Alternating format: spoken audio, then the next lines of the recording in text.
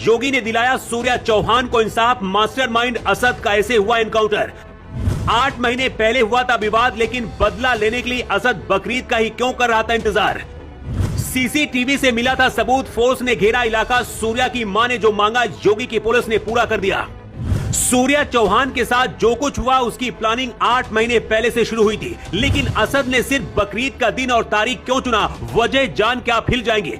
सूर्या चौहान की मां की आंखें बेटे के लिए रो रोकर पथरा गई है। बेटे के लिए योगी को भाई बताकर इंसाफ मांगा था और वो इंसाफ अब मिल गया। बकरीद से पहले योगी आदित्यनाथ ने उत्तर प्रदेश में वार्निंग दी थी, कहा था कि गलती हुई तो अंजाम भुगतने के लिए तैयार रहना, क्योंकि जहां से आम इंसान की उम्मीद खत्म होती है उसके बाद योगी आदित्यनाथ का इंसाफ शुरू होता है। सूर्या चौहान के साथ जो कुछ हुआ उसके बाद भाईचारे की बात करने वाले लोगों की जुबान बंद हो गई है। जितना सूर्या चौहान के परिवार और उनकी मां की आंखों में आंसू हैं, उससे ज्यादा गुस्सा योगी की आंखों में है।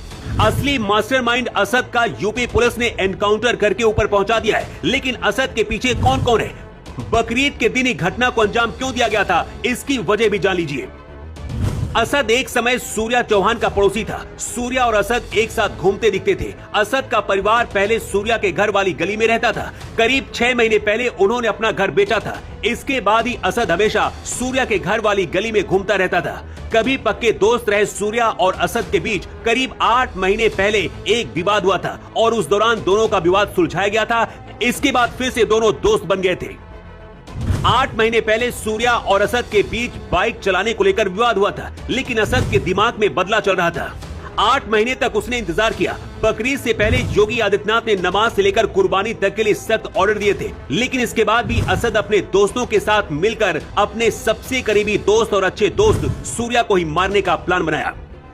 बकरीद की शाम को असद ने अपने साथी नवाब आतिफ फरहान के साथ मिलकर सूर्या को फोन करके खोड़ा के चौधरी स्कूल के पास मिलने के बहाने बुलाया। सूर्या के एक दोस्त का दावा है कि असद ये कहकर बुलाया था कि बकरीद में चलो कुर्बानी दिखाते हैं। इसके बाद बकरीद पर बेचारे सूर्या को चाकू से हमला करके मौत के घाट उतार दिया गया और ये पूरी घटना सीसीटीवी में भी कैद हो गई।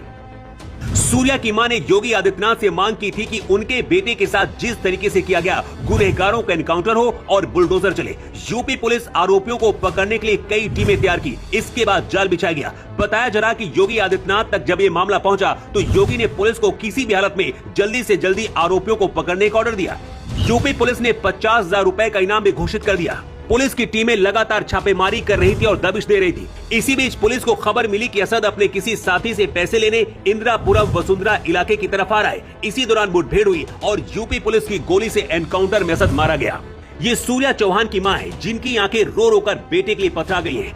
योगी आदित्यनाथ और यूपी पुलिस इंसाफ के लिए गुहार लगा रही थी और अब असद के एनकाउंटर के बाद कह रही हैं कि इसी तरीके से बाकी 6 आरोपियों का भी एनकाउंटर होना चाहिए। आरोपियों के घरों पर बुलडोजर चलना चाहिए। अब आगे जो बात हम आपको बताने जा रहे हैं उसे गौर से सुनने की जरूरत है। कुछ लोगों को बुरा लग सकता है, लेकिन सोचिए, जो समुदाय होली के रंग की एक बूंद पड़ने से भड़क जाता है, आखिर हिंदू कब ये बात समझेंगे कि बकरीद जैसे त्योहारों में उन्हें शामिल होने की जरूरत क्या है। भाईचारे की बात करने वाले लोग गाजियाबाद के सूर्या चौहान मामले में क्यों शांत है। सोचिए, योगी अगर इतना सख्त ना हो तो क्या हो। वैसे बाकी आरोपियों का भी क्या असद की तरह ही हाल होना चाहिए। और इस पूरे मामले